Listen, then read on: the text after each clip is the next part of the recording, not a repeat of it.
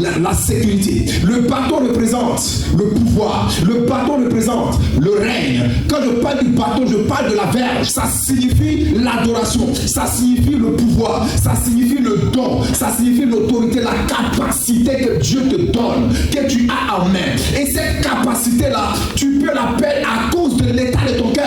De Genèse chapitre 49, à partir du verset 10, quand Jacob bénissait ses enfants, il dit à Judas, il dit le bâton de commandement ne se éloignera pas de Judas jusqu'à ce que vienne quoi? Le Shiloh. Psaume 23 au verset 4, il dit quoi? Ta houlette et ton bâton me rassure. Esther chapitre 8, quand il dit au verset 4, là il y avait des lois plutôt dans le royaume où une princesse n'avait pas le droit d'entrer dans la chambre du roi. Et si elle doit rentrer, il faut que le roi lui tende sa verge.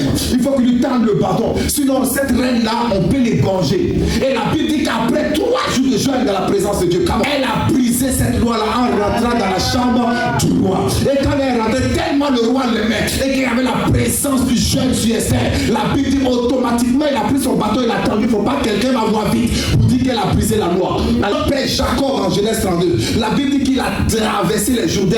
Il dit j'ai traversé avec mon bâton. Mais l'état du cœur donne la valeur au bâton. L'état du cœur dans la présence de Dieu bonifie ton bâton ou soit rend ton bâton faible. Tu peux avoir l'autorité, tu peux avoir ce pouvoir, tu peux avoir cette onction, tu peux avoir cette grâce, tu peux avoir ce commandement. Mais si l'état de ton cœur n'est pas bien, l'autorité va devenir faible, l'autorité va devenir impuissante. Alléluia.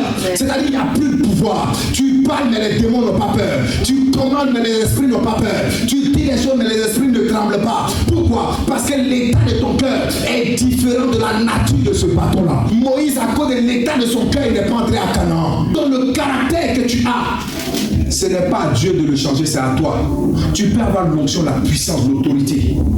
Mais si tu ne changes pas ton cœur, tu peux détruire le bâton de l'autorité dans ta vie. Avec le même bâton, Moïse a fendu la mer. Avec le même bâton, Moïse a fait plein de choses. Mais quand Dieu va nous dire après le murmure du peuple, parle au rocher, et le rocher va te donner son eau. La Bible dit Moïse était en colère. Moïse va frapper le rocher dans Nombre chapitre 20, versets 8 à 12. Et quand Moïse va frapper le rocher dans sa colère, l'eau va sortir. L'eau est sortie, le miracle a été fait. Mais tu l'as fait avec quoi? Le bâton. Alors que Dieu a dit de parler. Mais toi, tu as utilisé ton autorité pour frapper. Et à cause de l'état de son cœur, ce même bâton l'a empêché d'entrer à Canaan. Il y a beaucoup qui ont perdu leur autorité, a été cassée dans ce bâton. Amen. Leur pouvoir, leur grâce, leur maison, leur foyer, leur vie, leur finance, leurs ressources.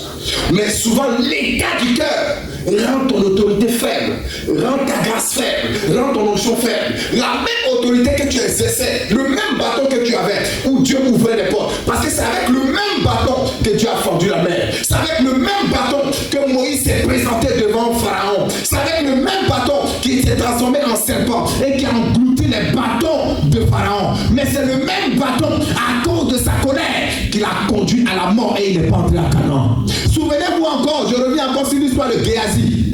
Élisée, la Bible dit qu'il a prié pour une femme, cette femme n'avait pas d'enfant. Et quand cette femme a eu un enfant, quand l'enfant est mort, la Bible le dit dans le livre de 2 Rois chapitre 4, à partir du verset 29 à 30. La dame va aller voir Élisée. La Bible dit Élisée va prendre son bâton et il va donner à Géasi.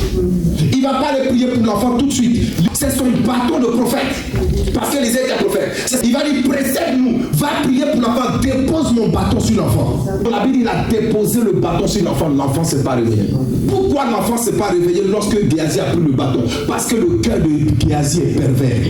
Le cœur de Géasi est perfide. Souvenez-vous, quand le même Élisée va prier encore pour Naaman dans 2 Rois chapitre 5, la Bible dit que c'est le même Géasi qui va passer derrière son maître pour dire que mon maître dit qu'il faut donner les richesses qu'il y a là. Il va prendre les richesses derrière et la Bible dit qu'il va récupérer la lèpre de Naaman. Parce que son cœur est attaché à l'argent. Son cœur est attaché au bien. Donc tu peux avoir un bâton.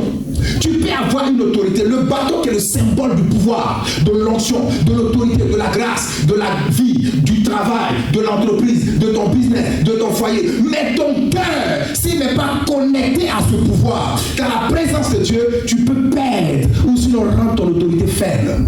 Tu peux perdre ta maison, tu peux perdre ton foyer, tu peux perdre. Il y a des gens qui ne perdent pas parce qu'ils ont un mauvais cœur, parce que le diable a attaqué. Eux là, c'est